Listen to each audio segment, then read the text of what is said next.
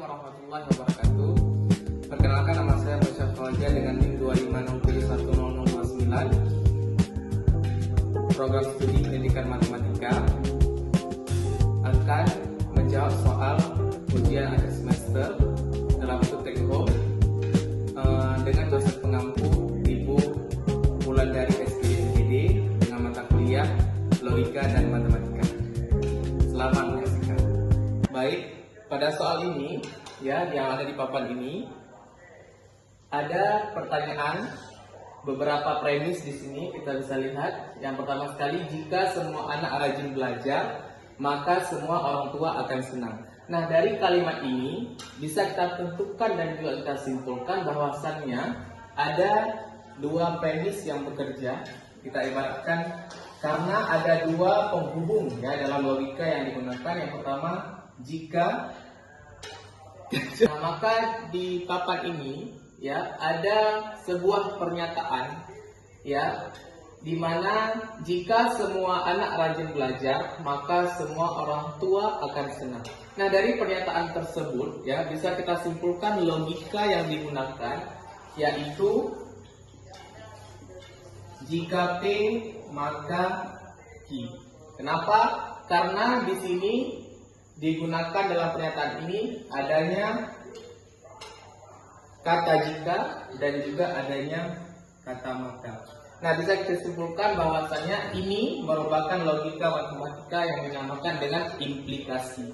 Ya, di sini dengan yang dasarnya itu ada dua premis. Yang pertama ini premis 1, kemudian ini premis kedua. Nah, dari pernyataan implikasi ini ya disuruh tentukan yang pertama sekali converse. Ya, converse itu ya mengubah di mana implikasi daripada premis yang kedua itu diubah posisinya dalam bentuk premis 1. Ya, tadinya ini kita ibaratkan dengan P, ini kita ibaratkan dengan Q tadi. Ya, dalam posisi converse ini disuruh tentukan di mana yang premis kedua yaitu Q menjadi premis pertama. Ya, berarti jika semua orang tua senang, maka ya di premis kedua itu digantikan oleh premis pertama yaitu P, karena diminta converse artinya kebalikan. Nah, maka semua anak rajin belajar. Nah, perlu kita ketahui teman-teman bahwasannya converse ini hanya mengubah premis saja, tidak mengubah kata yang digunakan. Misalnya jika itu tetap di posisi semula dan juga maka tetap di posisi semula. Yang hanya diubah pernyataan di premis ini saja. Ya, ini merupakan contoh converse ya yang dapat kita simpulkan. Berarti jika semua orang tua senang, ini menjadi premis kedua diubah menjadi premis pertama. Kemudian maka semua anak rajin belajar. Ini yang dinamakan dengan converse. Baik, kemudian yang kedua kita tentukan inverse. Nah, inverse itu rumusnya adalah negasi P, kemudian jika negasi P maka negasi I. Nah, tadi kan sudah kita tentukan ya rumus dasar daripada implikasi itu, jika P maka Q. Nah, arti negasi yaitu kebalikan.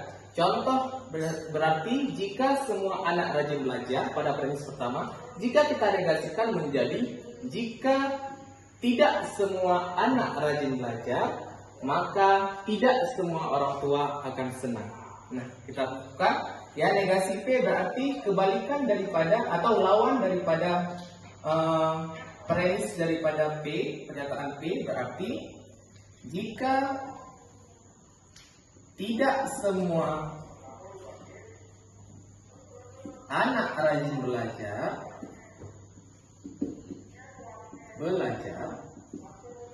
nah kemudian maka itu di pernyataan Q ini juga kita negasikan karena inverse ya.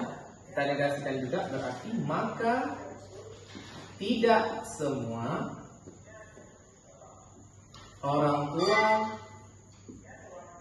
akan senang. Nah, ini merupakan bentuk inverse daripada pernyataan implikasi tadi, ya, di mana poin pentingnya teman-teman, rumus dasar daripada inverse itu adalah negasi dari P jika negasi P maka negasi Q. Berarti lawan daripada implikasi tadi. Yang ketiga, dari pernyataan implikasi ini disuruh tentukan kontraposisi. Nah, kontraposisi ini adalah perpindahan bentuk ataupun premis dari inverse tadi. Misalnya kan inverse negasi P, jika negasi P maka negasi Q. Nah, kalau kontraposisi diubah bentuknya, diubah posisinya. Berarti menjadi jika negasi Q maka negasi P. Nah, kita buat pernyataannya, bentuk pernyataan kontraposisi dari pernyataan implikasi di atas. Berarti menjadi jika, ya, negasi P tadi dalam soal inverse ini bisa kita langsung ambilkan, cuman kita ubah posisi saja. Berarti jika tidak semua orang tua senang, kemudian tadi di inverse sudah kita tentukan juga mana yang menjadi negasi P, tapi tinggal kita pindahkan. Maka tidak semua anak rajin belajar. Berarti inilah ketiga bentuk daripada implikasi tadi. Kita ubah dalam bentuk converse, kita ubah dalam bentuk inverse, dan kita ubah dalam bentuk kontraposisi. Nah, demikian pemaparan materi daripada saya. Semoga bermanfaat. Lebih dan kurang mohon diperbanyak maaf. Wassalamualaikum warahmatullahi wabarakatuh.